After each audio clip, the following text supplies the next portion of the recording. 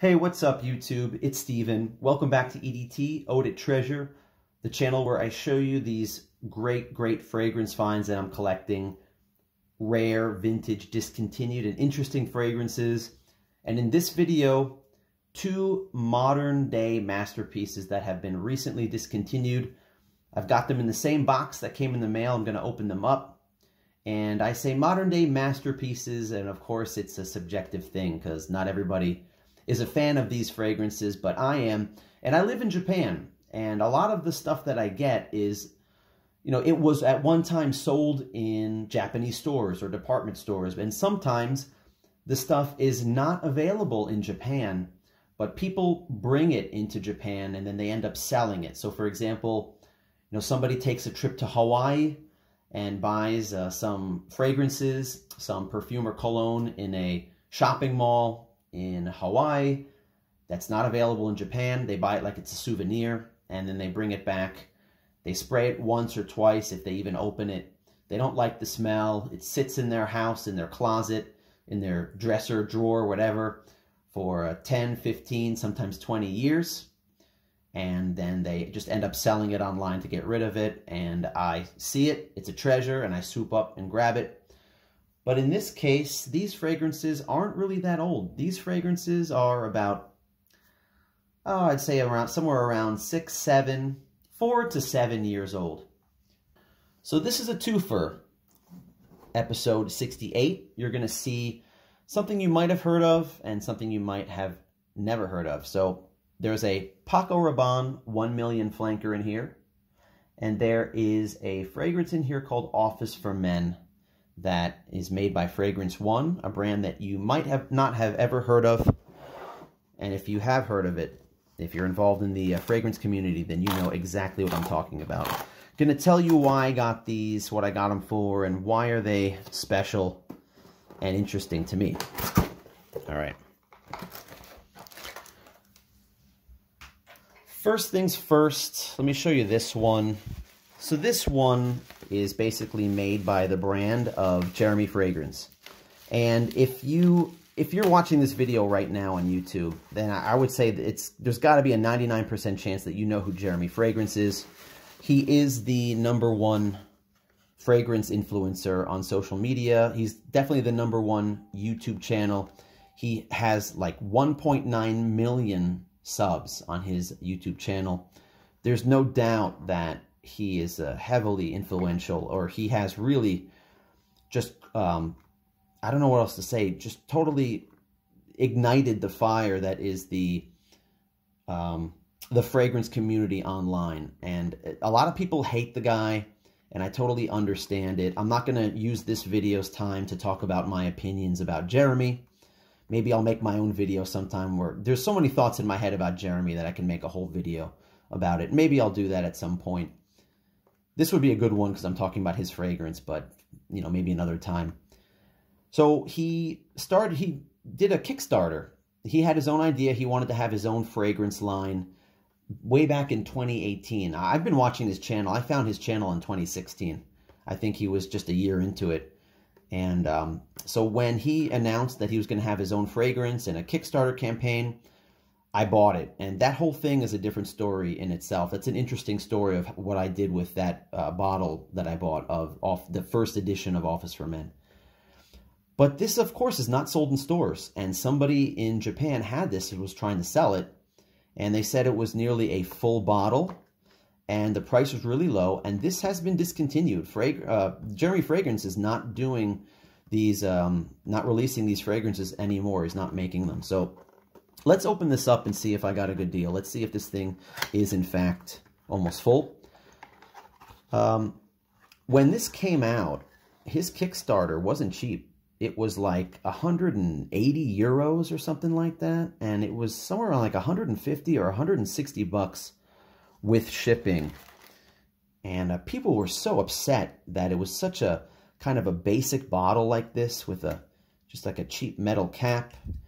Jeremy doesn't care about presentation, and I think that was a big mistake because it only costs, what, $2 more, $1 for the bottle, $1 for the cap.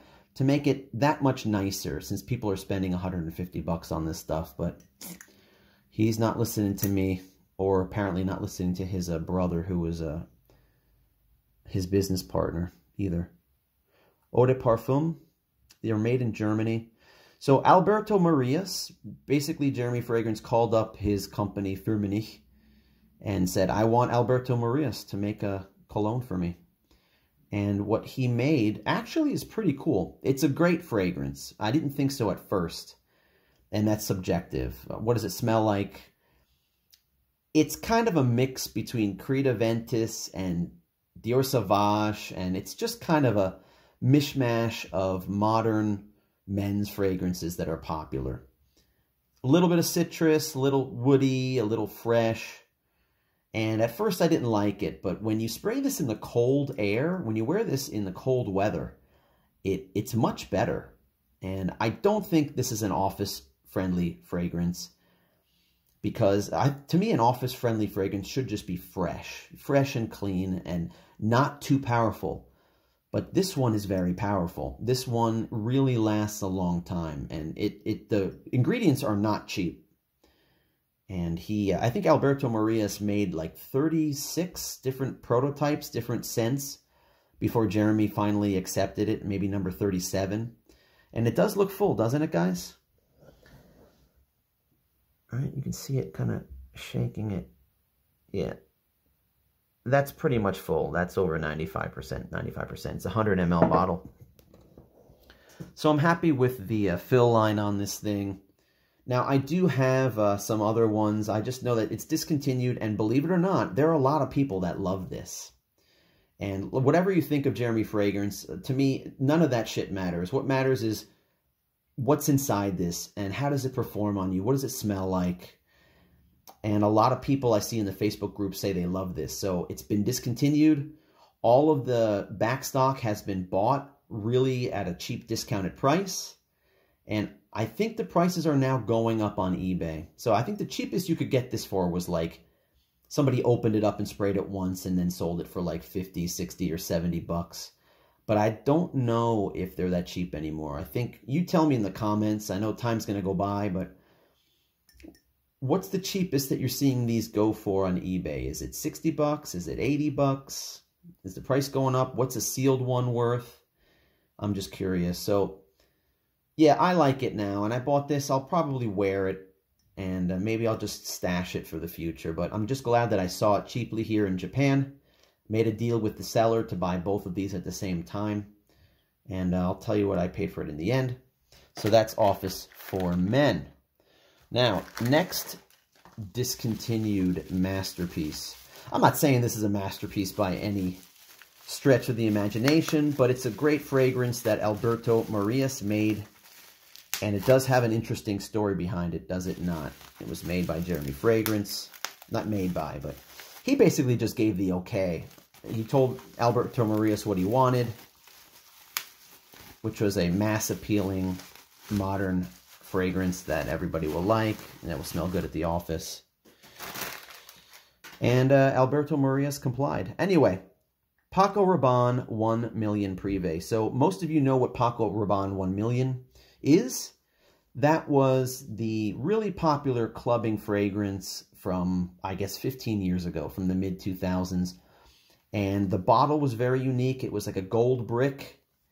And in the beginning, people were kind of rejecting it and saying, oh, this is too loud. This is just too much. This smells too sweet and sickly.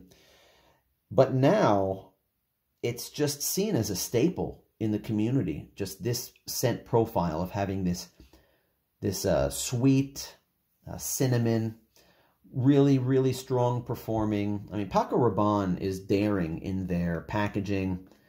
And I think it's cool that a fragrance company like this comes out with these interesting ideas.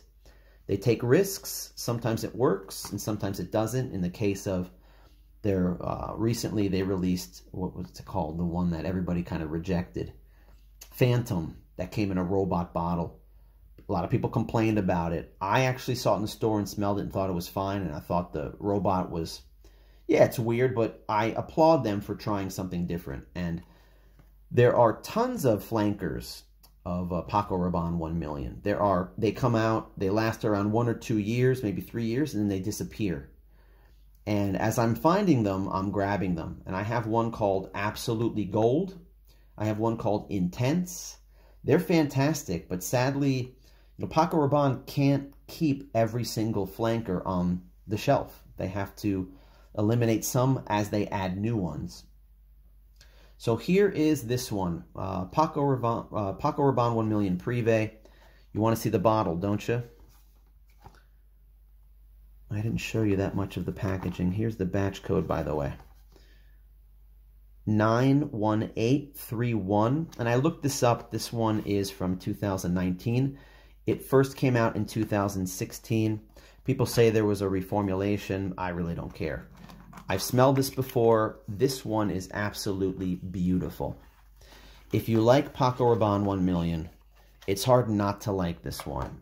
Everything about it is beautiful. The presentation, the bottle is beautiful. Look at that, guys. This thing is just about full.